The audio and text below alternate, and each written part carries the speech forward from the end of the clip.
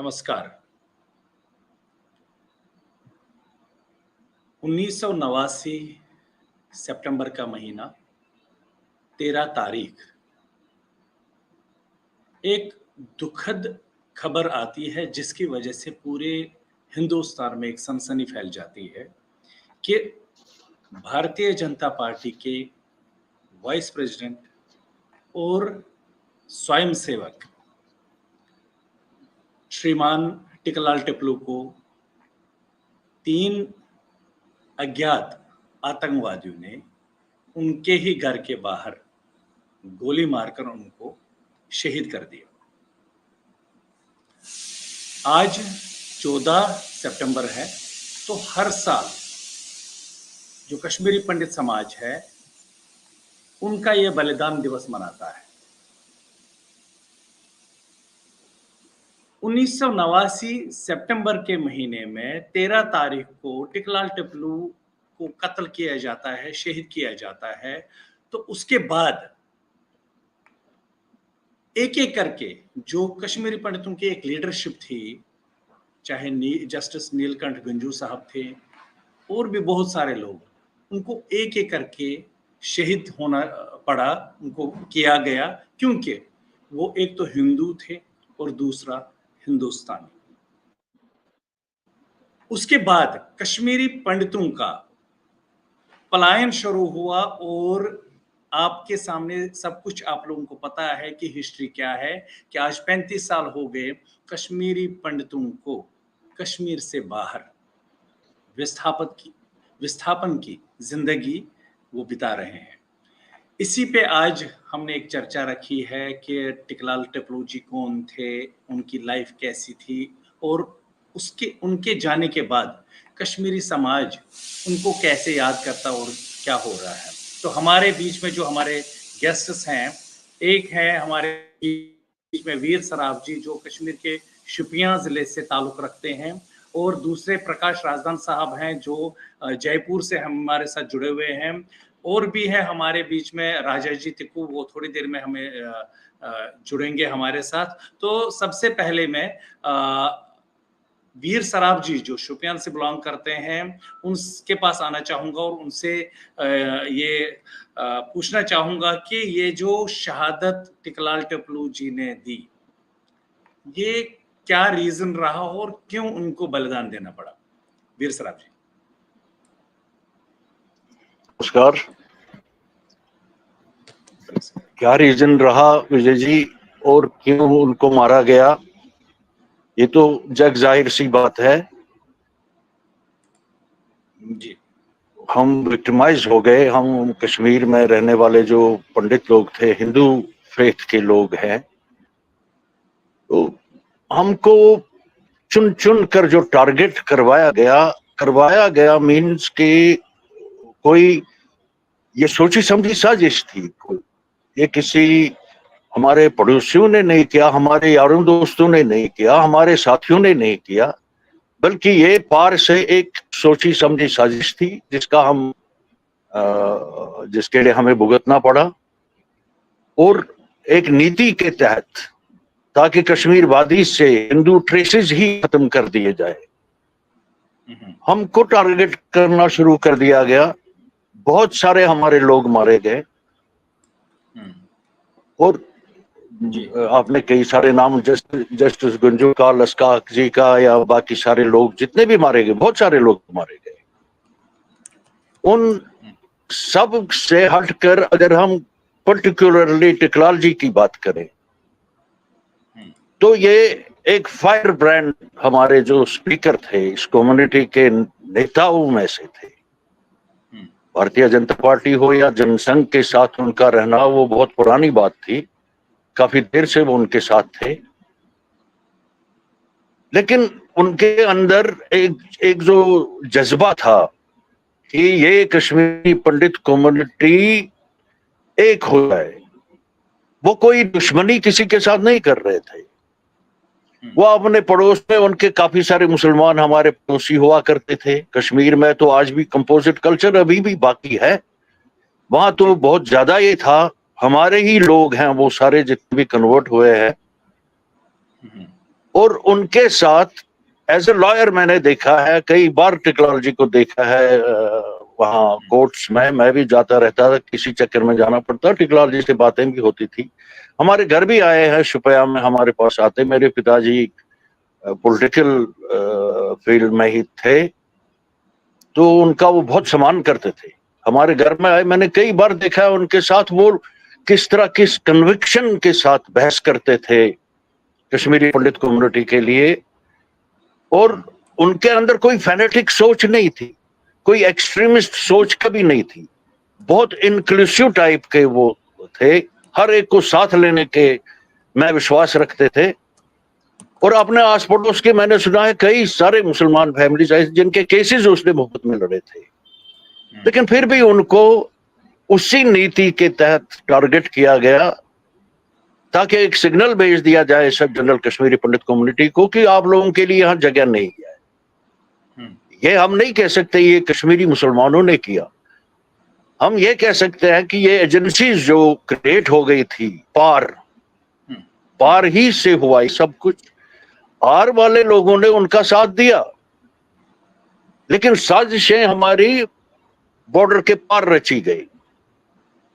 और उसी एक साजिश के तहत एक ये ऐसा इतना बड़ा सामने हुआ, हमारे लिए बहुत बड़ा घातक था। ये घातक इस सेंस के, इस आज हम इसीलिए सुनाते हैं, it was to the entire community, आप लोग अब तैयारी कीजिए, आपके लिए कश्मीर में कोई जगह नहीं है। इस बहुत सारी बातें की जा सकती है। आज भी मैं आज के दिन की बात कर रहा हूं विजय जी, आज नरेंद्र मोदी जी ने टेक्नोलॉजी का जिक्र किया, पहले भी करते रहे। और मोदी जी का यह कहना था कि बीजेपी हमेशा कश्मीरी पंडितों की आवाज उठाती रही। थोड़ा बहुत समझ से ये भी परे जा रहा है कि अगर आवाज उठाती रही, अब तो 10 साल से पावर में भी है बीजेपी यहाँ। उन्होंने किया जम्मू एंड कश्मीर का सारा नक्शा ही, इसको मैं इंजीनियरिंग भाषा में कहता हूं कि इसको कंप्लीट ओवरहॉल कर दिया, यहाँ के सिस्टम को ओवरहॉल कर दिया। यहाँ एक नई आशा सिर्फ हमारे लिए नहीं जगी है, आज सारा कश्मीर का यूथ जो है वो अपने लिए नई अपॉर्चुनिटीज देखता है। कोशिशें हो रही है कि आर पार समस्याओं का कोई हल किया जाए, लेकिन जो जख्म लगे हैं हम पे, हमारे सीनों पर, उनको भरना कोई आसान बात नहीं है। 35 साल हो गए हमें भुगतते भुगतते, और 35 साल में कहां से कहां जिंदगी पहुंच गई। अब उस कश्मीर को दोबारा खड़ा करने के लिए मैं पर्टिकुलरली टेक्नोलॉजी को इसलिए भी मिस कर रहा था कि 90 के बाद हमारे अंदर जो एक लीडरशिप वैक्यूम क्रिएट हो गया, पहले तो उसको भरने की बड़ी कोशिशें हुई, लेकिन नहीं हो पाया अनफॉर्चुनेटली, किसी कारणवश आज तक भी हमारा लीडरशिप वैक्यूम है, आज भी कम्युनिटी में है। जी। तो टिकलाल जी को अगर इस तरह ना मारा गया होता और उसके बाद हमारी स्थिति ऐसी आती कि हम पलायन करते, माइग्रेशन करते, तो हमारा जो वो लीडरशिप वैक्यूम था वो काफी हद तक फिल हो गया होता अगर उनकी पर्सनैलिटी स्टेज पे रही होती। लेकिन हम हर तरह से, फिर मैं तो यही कह सकता हूं कि ये तो हमारी बदकिस्मती थी। वीर सराफ जी, मैंने क्योंकि उनके बारे में बहुत सारे हमने सेमिनार्स अटेंड किए हुए हैं, खुद भी ऑर्गेनाइज किए हैं मैंने, और हमने जो उनके साथ जिनने काम किया है, हमने उनसे सुना है कि वो हमेशा लोगों के सपोर्ट में रहते थे। टिकलाल टिपलू जी वो गरीबों की मदद करते थे। जिस दिन उसको एक दिन पहले एक इंसिडेंस हुआ था, तो ये भी सुनने में आया है कि कोई बच्ची पड़ोसियों की रो रही थी, मुस्लिम उसकी, तो उसको शायद कॉपी के लिए पैसे नहीं थे, तो वो रो रही थी, तो उनको पैसे भी उन्होंने दिए थे। और फिर थोड़ी देर बाद ही जो ही वो निकले तो घर के सामने ही उनको मारा गया था। तो लोग मुस्लिम्स भी उनको बहुत चाहते थे। तो ऐसा क्या हो गया कि जी, तो आप तो ज्यादा हमसे जानते होंगे, तो मुझे बताइए। जी। इनोसेंट लोग थे, है हमारे आज भी कश्मीर के जो मेजॉरिटी कम्युनिटी है, मेजॉरिटी के जो लोग हैं, बड़े इनोसेंट किस्म के लोग हैं। हमारे जज्बात हमेशा एक्सप्लॉइट होते गए, कर दिए गए, जानबूझकर कर दिए गए। आज भी यहाँ कुछ सेन पॉलिटिकल फोर्सेस, आज के दिन की मैं बात कर रहा हूं, आज दिन में कुछ स्टेटमेंट्स ऐसे आए कि जिसमें यह एक्सेप्ट किया गया इन मुस्लिम नेताओं के जरिए कि यहाँ की लीडरशिप ने लोगों को गलत इस्तेमाल किया। बिल्कुल, ये हरा रंग, हरी झंडियां दिखाते रहे, दिल्ली में कुछ बात करते रहे, श्रीनगर में कुछ बात करते रहे, डिजाइन इनके कुछ रहे। ये उसमें हम सारे कश्मीरी, चाहे मुसलमान हैं चाहे हम हिंदू हैं, हम सारे विक्टिमाइज हो गए। हम अगर इस पे जो है वीर सराफ जी, हम वीर सराफ जी जो ये पॉलिटिकल सिनेरियो है, अभी जो इलेक्शंस चल रहे हैं, क्या बातें आ रही हैं, इस पे भी हम जाएंगे। तो मैं वेलकम करता हूँ राजेश जी तिक्कू साहब, जो एक सोशो कल्चरल एक्टिविस्ट हैं, पॉलिटिकल एक्टिविस्ट है, पॉलिटिकल एनालिस्ट हैं। उनको भी मैं वेलकम करता हूँ और उनसे ये पूछना चाहता हूँ, राजेश जी आपका बहुत बहुत स्वागत है हमारे शो। धन्यवाद धन्यवाद धन्यवाद धन्यवाद, आपने बुलाया, हाजिर हो गए। राजेश जी मुझे बताइए, आज का जो हमारा, जो अभी हम वीर सराफ साहब से भी बात कर रहे थे कि जो हमारे सितंबर 13 सितंबर को टिकलाल टप्लू जी को शहीद किया गया था और 14 तारीख को फिर उनका लाल कृष्ण आडवाणी और बहुत सारे जो हमारे सेंटर के मंत्री लोग भी थे, तो उनको फिर वहाँ अंत्येष्टि की गई थी ऑनर के साथ। लेकिन उस अंत्येष्टि के दौरान भी पथराव हुआ था उनके ऊपर। तो जरा उनके बारे में, क्योंकि आप उसी एरिया के श्रीनगर के रहने वाले हैं, तो हमें बताइए कि ये टिकलाल टप्लू जी का व्यक्तित्व कैसा था। और आज चूंकि पूरा हिंदुस्तान, पूरी हमारी कम्युनिटी उनका ये बलिदान दिवस मना रहा है, तो इसके बारे में हमें जो दर्शक हैं उनको अवगत कराइए कि उनका लाइफ कैसी थी और उनके जाने के बाद हमारे समाज पे क्या आप बीती हुई। देखिए, मैं आपसे सबको पहले मेरा नमस्कार, कि आपने बुलाया, शुक्रिया। ये ऐसा है कि मैं श्रीनगर का ही नहीं, उस कॉन्स्टिट्यूंसी का और बहुत ही साथी रहा हूँ। मैं एक छोटा था लेकिन साथी रहा हूँ। मैंने अपने आंखों से देखा है वो कैसे क्या करते थे, मैं बता दूंगा। ये तो देखिए, आपको ये पता है, आपको ये 1958 में इन्होंने ग्रेजुएशन जो की है पंजाब यूनिवर्सिटी से की है, उसके बाद मास्टर ऑफ आर्ट्स है और LLB अलीगढ़ मुस्लिम यूनिवर्सिटी से किया। वहां पर भी इनको बहुत ही, मैं आपको ये बता रहा हूँ बातें, उनको बहुत ही स्ट्रगल करनी पड़ी क्योंकि कश्मीरी हिंदुओं को वहाँ एडमिशन नहीं दिया जाता था। वहां पर भी ये बैठे हैं 5-10 दिन उस पे अनशन पे, तो अनशन पे करके बहुत स्ट्रगल करके उनको मिला है। अच्छा, वो लीडर हिंदुओं के नहीं थे। मतलब राजेश जी ये एक आपको टोकना चाहूंगा कि ये तब भी एक डिस्क्रिमिनेशन था क्या हिंदुओं के साथ, कश्मीरियों के साथ? हाँ, AMU में डिस्क्रिमिनेशन था, तो इसलिए उन्होंने स्ट्रगल करके वहां एडमिशन दिया गया इसको LLB और मास्टर ऑफ आर्ट्स में। एनीवे, तो उसके बाद ये आपको ये ख्याल होगा ये BJP का है, RSS का है, लेकिन ये काम करते थे, पता है, मुस्लिम और हिंदू, इसको मुस्लिम ज्यादा ही बहुत इज्जत देते थे। लाला जी के नाम से ये जाने जाते थे। और इन्होंने मेरे सामने जाते थे, सवेरे उठते थे, जब जाते थे कोर्ट, पहले सबसे मिलते थे, रात में आते थे, राउंड हवा कदल सारा नीचे तक लगाते थे, जितने भी हैं गरीब उनको पूछते कोई बात तो नहीं, कुछ तो नहीं, आ जाना। और सब लोग इनको ढूंढते थे हाई कोर्ट में कि कहाँ है लाला जी, उनसे ही करना। मुस्लिम लोग ज्यादा, गरीब लोग और गरीबों की इतनी मदद करता। मैं बता दूं ये कैसे हुआ, क्या हुआ, इनको भगवान को भी तरस नहीं आया कि ये ऐसा सच्चा आदमी जो कि सबकी देखभाल करता था कॉन्स्टिट्यूंसी में, श्रीनगर में। तो उसके बाद ये इसका जो है ये क्या हुआ है उसमें कि मैं बताऊंगा, ये उसको 14 सितंबर में नहीं, पहले उसको 12 सितंबर को ट्राई किया गया। ये ही came out of that unhurt, ठीक है। उसके बाद 13 सितंबर को क्या, हाँ, उसके बाद क्या हुआ कि जैसे आप कह रहे थे कि वो बच्ची इनके नेबर में रो रही थी, तो ये जरा चला गया। देखो ना, इसको दर्द बहुत था, नहीं तो क्या था, हाई कोर्ट जा रहे थे, चलता रहता बच्चों को रोना, वो बच्चे के रोने, नहीं तो बच्चों का रोने पता नहीं बाप ने मारा या कहना, इस तरह तरस था। गया वहां नेबर में, तो नेबरहुड में जाने के बाद ये बच्चे को पूछ रहा, तो वो किसी कापी कलम स्टेशनरी के लिए रो रही थी। निकाला जेब से पैसा उसको दिया, तो वो हंसते हंसते चले गए। हंसते से चले गए तो 2-3 मिनट के बाद ही उसको 8 गोलियों से, नजदीक में 8 गोलियों से मारा गया।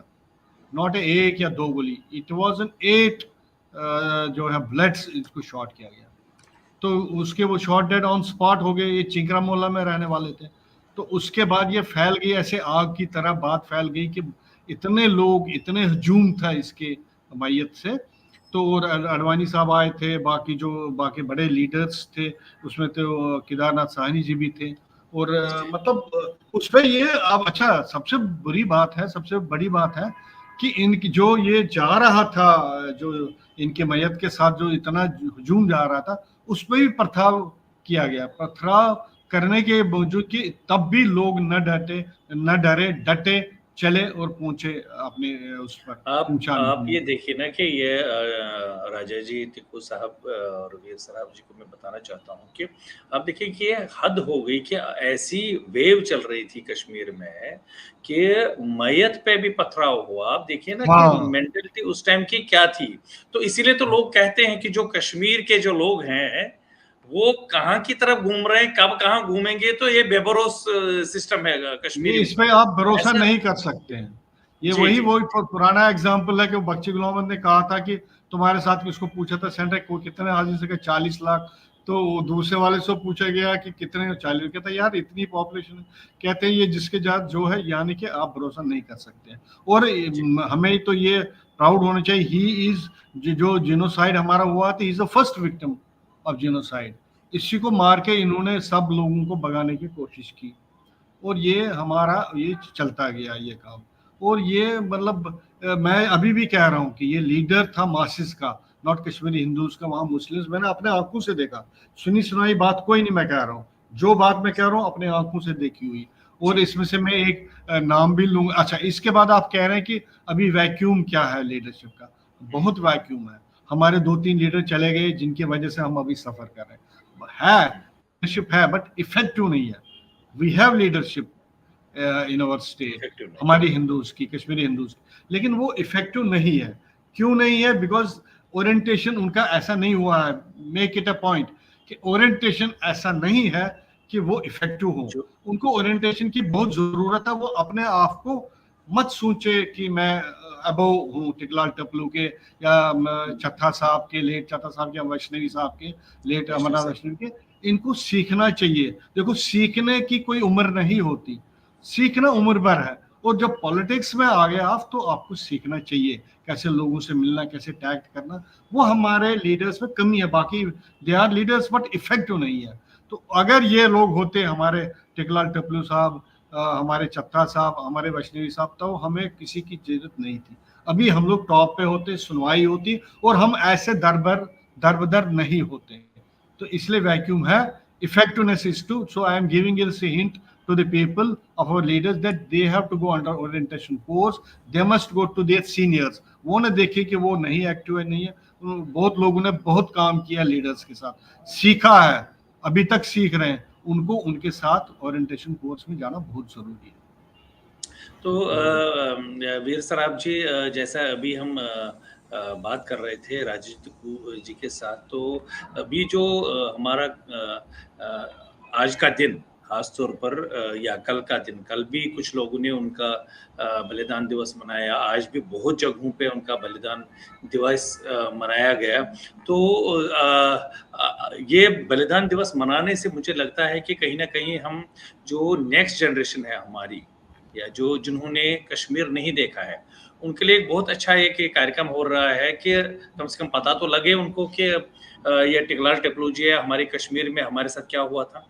आपका क्या कहना है इस बारे में? एक इम्पोर्टेंट पॉइंट ये जो राजा जी ने इसकी तरफ हमारा ध्यान दिलाया, वो मैं खुद भी कहता था, खुद भी जानता था कि हम टिकलाल जैसी पर्सनालिटी को कन्फाइन नहीं कर सकते हैं to one community only. He was definitely, you know, लोग उनके पास जाते थे, उनसे उम्मीदें रखते थे कि मासिस का हम कह सकते हैं मास लीडर था वो।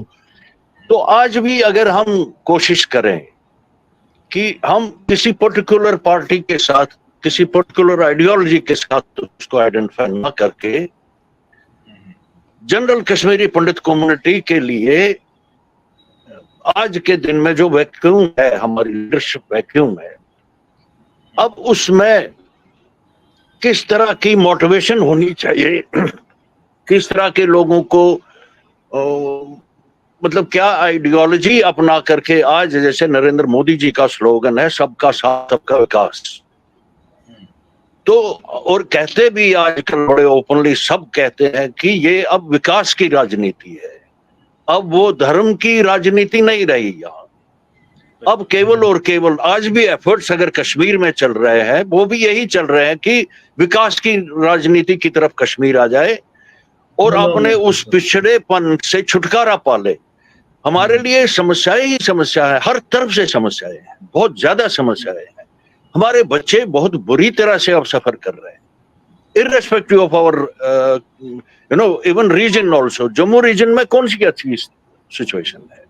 जम्मू रीजन में भी उतनी ही बेरोजगारी, उतना ही एक होपलेस एटमॉस्फेयर है जिसको सुधारने की बहुत ज्यादा जरूरत है। ये जो नए कश्मीरी पंडित बच्चों की आप बात कर रहे हैं ना विजय जी, हाँ जी सर, हाँ जी, हमारे सफर हैं वो मैं थोड़ा इस पे रोशनी डालूंगा, जरा वीर सराफ जी से बातें सुने।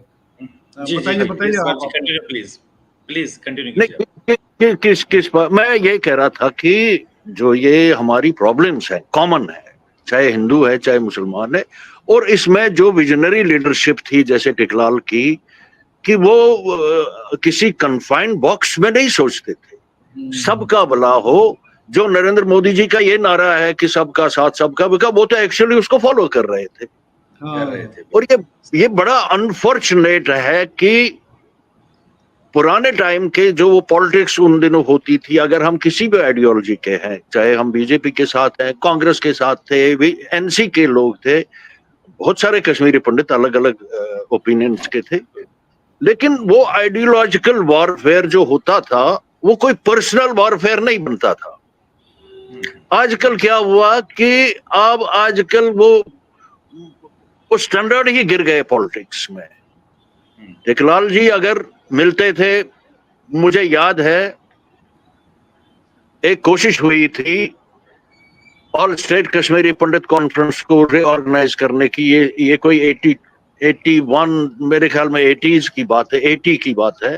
डॉक्टर शंभुनाथ पेशन को अप्रोच कर दिया गया था, शेख मोहम्मद अब्दुल्ला चीफ मिनिस्टर थे, उनसे कहा गया था कि आप थोड़ा ये ऑल स्टेट कश्मीर पंडित कॉन्फ्रेंस जो है, सनातन धर्म प्रताप युवक सभा, इसको थोड़ा रिवाइव करते हैं, करिए आप।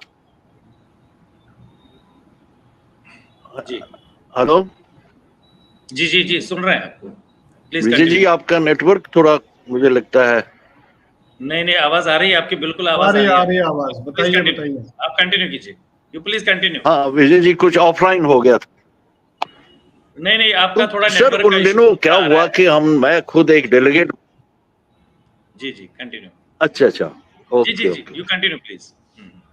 तो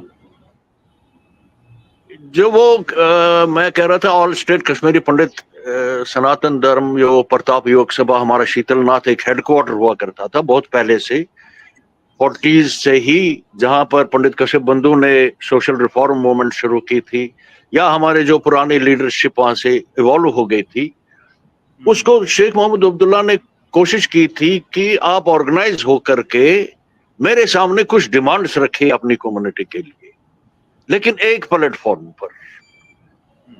उस प्लेटफॉर्म को क्या हुआ क्या नहीं वो इस वक्त विषय नहीं है, लेकिन टिकलाल जी की पर्सनालिटी की मैं बात कर रहा हूं। उस दिनों मैंने देखा है कि डाइवर्स ओपिनियंस थी। डॉक्टर शंभुनाथ पेशन एक तरफ से, हैदरनाथ जत्तू साहब, लेट हैदरनाथ जत्तू साहब एक तरफ से, दूसरे तरफ से एक मोहनलाल कलम साहब भी हुआ करते थे, वो भी इलेक्शन में खड़े हो गए थे। तो डाइवर्सिटी जो ये ओपिनियंस में होती है, इसमें यूनिफाई करने के लिए जो वो कैलिबर चाहिए, अगर 3 बंदे हैं, तीनों की अलग अलग राय है, लेकिन तीनों को एक साथ किस तरह एक ही प्लेटफॉर्म पर लाया जाए, ये कैपेसिटी टिकलाल में थी। वो दूसरे की सुनते थे, सुनने के बाद उनको सेटिस्फाई करने की भी कैपेसिटी थी उनमें, ताकि वो साथ लेकर चलने की कैपेसिटी थी, जो आजकल अनफॉर्चुनेटली मिसिंग है। हमारे जितने भी प्लेटफॉर्म खड़े हो गए, वो सारे दूसरों को साथ लेकर के नहीं चल पा रहे। This is the most tragic part of it. आज हमारी कम्युनिटी के लिए बहुत ज्यादा जरूरी है ये चीज कि आपस में ये सारी लीडरशिप जितनी भी ऑर्गेनाइजेशन है, कोई कुछ करता, आज भी दिल्ली में मैं कह सकता हूँ सर, हालांकि कहना चाहिए नहीं चाहिए आई डोंट नो, लेकिन दिल्ली में ही जंतर मंतर पर भी कोई फंक्शन हुई, लेकिन दूसरी जगह पर भी हुई, मिनस्क्यूल कश्मीरी पंडित कम्युनिटी, इतनी छोटी सी माइनॉरिटी, एक भी कार्यक्रम एक अपने ही शहीदों के नाम एक ही जगह पर क्यों नहीं कर सकते हैं, इकट्ठे बैठकर क्यों नहीं कर सकते हैं? It is very unfortunate. हाँ, ये राजा जी कुछ कहना चाहते हैं आप? वीर सराफ जी, मैं आपको याद दिलाऊं, हो सकता है कि देखिए difference of opinion differs from man to man, okay, होने दें, आपकी क्या राय है, मुझे ये राय है, आपकी ये राय, लेकिन एक चीज पर हमें एक होना चाहिए। कुछ चीजें हैं, कुछ बिंदुज हैं जिस पास एक होना चाहिए। जैसे कि आपने कहा कि हमारा वैक्यूम पूरा नहीं हो सकता, कैपेसिटी थी टिकलाल टप्लू साहब की कि वो एक करते थे, लेकिन भगवान ने हमें उनके लिए वो जीने नहीं दिया, उनको हमारे को तबाह अभी तक आज हैं, रस्तों पर हैं। अब आप कह रहे हैं, ये मैं आपको ये कह दूं फुट डाउन, मैं ये मतलब पूरा ताकत से कह रहा हूँ कि JNK की जो है पॉलिटिकल जो है ये दिस थिंकिंग, पॉलिटिकल वेव और पॉलिटिकल जो कंडीशन है, वो बाहर का आदमी नहीं समझ सकता। ये मैं आपको बता दूं पूरा, I am working with the community for the last more than 50 years since 67 and with the leaders, मैं बहुत सीखा उनसे, छोटा छोटा होके मैं चल रहा हूँ, एक एक चीज देखा मैंने, लेकिन I have seen the capacity of the people who are being sent to this state। या तो अदर, ये नहीं कह रहा हूँ मैं, वो नहीं, मतलब या तो ये वो आदमी अपने लोकल किसी आदमी को, किसी पर्सनालिटी को साथ रखे समझने के लिए, यहाँ पर कुछ लोग ही समझ के आए थे, 2-3 जो हेड सेंटर से भेजे गए, उनको तो जल्दी से वापस निकाला गया है ना, उनको किसी कारण यहाँ से निकाला गया, लेकिन जो आ रहे हैं उनकी पूरी समझ नहीं है।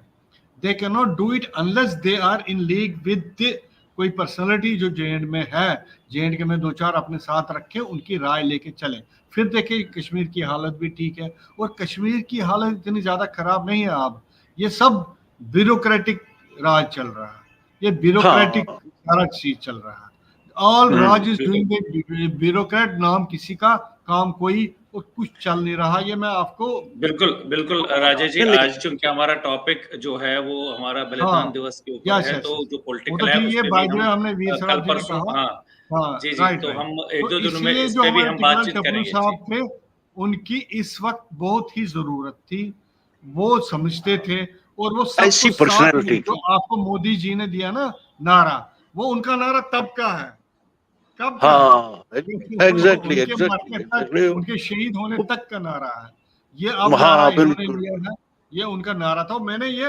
आंखों से, अपने शरीर से देखते देखते देखा हूं मैं, कि मैं उसी कॉन्स्टिट्यूंसी का रहने वाला हूँ, उसी कॉन्स्टिट्यूंसी में हूँ, श्रीनगर से पूरा कंट्रोल है, कॉन्स्टिट्यूंसी का तो पूरा मेरा कंट्रोल है। उसमें से तो हमारे ये कहेंगे लेट शिवन जी पंडिता, मेरे दोस्त, उन्होंने भी बहुत स्ट्रगल किया इनके साथ, शिवन जी पंडिता लेट, उनको भी ले गया। मुझे एक बात थोड़ा सा बताइए, मैं दोनों पैनलिस्ट से पूछूंगा कि जो वो जेल गए थे, शुभन जी भी गए थे, टिकलाल जी भी गए थे, और भी थे उनके साथ कोई, तो बहुत उनके साथ बहुत दुर्व्यवहार हुआ था, इसके बारे में कुछ बता सकते हैं आप?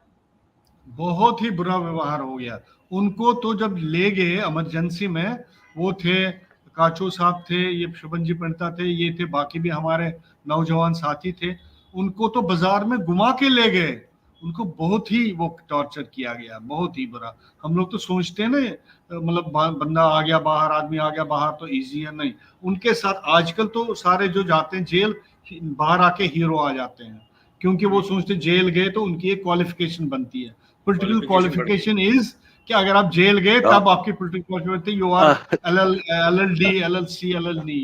तो लेकिन उस समय ये था कि उसमें टॉर्चर कर रहे थे, जितना मर्जी करो, तो लेकिन तब भी डटे रहे टप्लू साहब, तब भी डटे रहे, शुभन जी तब भी, मैं तो कहने वाला नाम ले रहा हूँ बार बार, शुभन जी पंडिता भी, वो भी बहुत ही, उन्होंने बहुत ही खाई इमरजेंसी में, जेल में।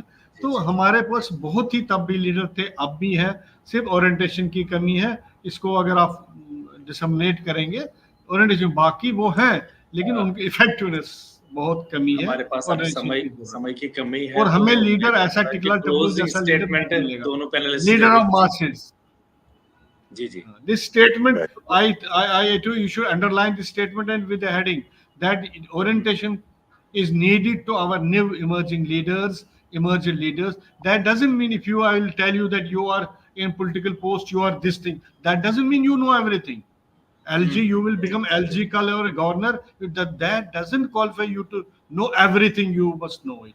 वो तो आपको पावर आगे, पावर यूटिलाइज करने का आपको तरीका आना चाहिए, सलीका आना चाहिए। तो राजा जी, मैं वीर सराफ जी से जाने से पहले एक क्लोजिंग स्टेटमेंट आपसे लेना चाहता हूं अबाउट दिस बलिदान दिवस, और सेम फिर वीर सराफ जी से क्लोजिंग स्टेटमेंट। पहले राजा जी, क्या मैं समझा नहीं,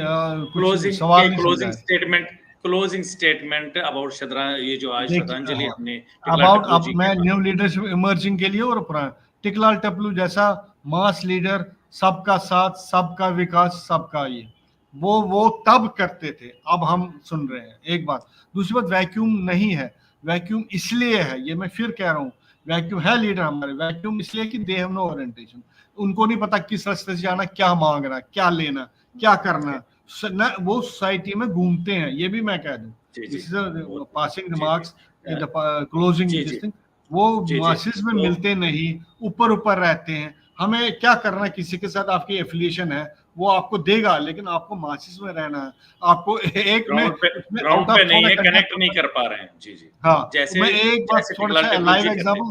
हाँ, हमारा एक लीडर था, वो लीडर नहीं था, लीडर कहते थे। एक मतलब पुराने इसमें जो हमारी पुरानी ये है पॉलिटिकल पार्टी है, उनके साथ एफिलिएशन था, बहुत ही क्लोज। लेकिन जब उसको सीएम को कहा गया भाई इसको भी ले लो एमएलसी, ये मैं आंखों की बातें बता रहा हूँ, सुनाई नहीं बता रहा हूँ। उसने कहा यार इसके 4 आदमी पीछे नहीं है, इसके ने बाप ने बहुत पैसा छोड़ा, खाओ पियो ऐश करो, इसको एमएलसी बनने की क्या हमें देना है, रखो इसको ऐसे। ये मेरे आंखों की जमीन है। तो इसीलिए जब तक आप इफेक्टिवनेस नहीं दिखाएंगे, आप जाते हैं किसी से मिलने, एक आदमी, अरे 4 आदमी लेके झुंड जाके जाओ ना, उसको पता लगे हाँ 4 आदमी इसके साथ है। बोलना आपने है, but you have to show your effectiveness that you are with the different, with the people. You are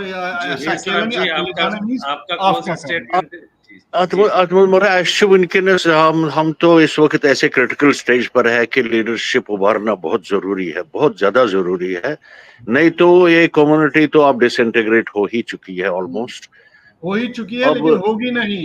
ये हम होने नहीं देंगे, लेकिन हो गई है। होने नहीं देंगे। बहुत बढ़िया सर, आप है, हम है, विजय जी है, तब तक इसको नहीं करेंगे। नहीं देंगे, ये प्रॉमिस रहा, नहीं होने। हम अपनी तरफ से मैक्सिमम कोशिश करें। मैं सिर्फ एक ही पॉइंट कहना चाहता हूँ, ये जो हमारे मॉडर्न अब इस वक्त की लीडरशिप है, कि ये कुछ नहीं तो ये एक ही आदमी अब जो दुनिया भर में उभर के आ गया, इतना टॉप मोस्ट लीडर, अचानक ही कहीं से किस तरह, ये सिर्फ इसलिए कि ये घर घर जाते रहे, लोगों से मिलते रहे, लोगों के बीच में रहे, लोगों की जानकारी उनसे लेते रहे। मैं एक और बात कहना चाहूंगा विजय जी लास्ट में, कि ये एक प्रेसिडेंट आइजनहावर, शायद मेरे ख्याल में, आई एम नॉट श्योर कि कौन से प्रेसिडेंट थे अमेरिका के, उनके बारे में कहा गया कि उनसे पूछा गया एक बार कि आपकी कामयाबी का राज क्या है, तो उन्होंने कहा कि मेरी कामयाबी का राज सिर्फ एक है कि मुझे तकरीबन 60,000 लोगों के नाम ज़बानी याद है। Whenever I meet them, I call them by their first name. By name. That is the leadership quality, Veer. That is the leadership quality we need. हमारे ये लोग अपने घरों से ही बाहर नहीं निकलते हैं, क्या बताया ये ये राजा जी ने अच्छा बताया। अपर स्ट्रेटा में political is not you remain upper strata. Upper strata में रहने से नहीं होता, आपको पब्लिक में घुसना है, रहना है, करना है, नीचे ग्राउंड लेवल पर आना पड़ेगा। राजा जी तिक्कू ने बताई है कि हमें इंटीग्रेट होना है, डिसइंटीग्रेट नहीं होना है। तो नहीं आप होना है। हमारे इस शो में आज आए, मैं सभी लोगों को आज जो हमारे व्यूअर्स हैं उनको बोलूँगा कि हमारी ये चैनल जो है द कश्मीर डायलॉग, इसको आप सब्सक्राइब करें, लाइक करें, शेयर करें, और जो कुछ क्वेश्चंस भी होंगे आपके, वो आप इस वीडियो के लाइव सेशन खत्म होने के बाद भी कर सकते हैं। और जो हमारे पैनल में वीर सराफ जी हैं और राजजीत टिक्कू हैं, इनको मैं वो फॉरवर्ड करूँगा। आप राजजीत टिक्कू जी और वीर सराफ जी इस शो में आए, आप दोनों का बहुत-बहुत धन्यवाद। नमस्कार। Thank you sir, thank you, God bless you sir, God bless, thank you.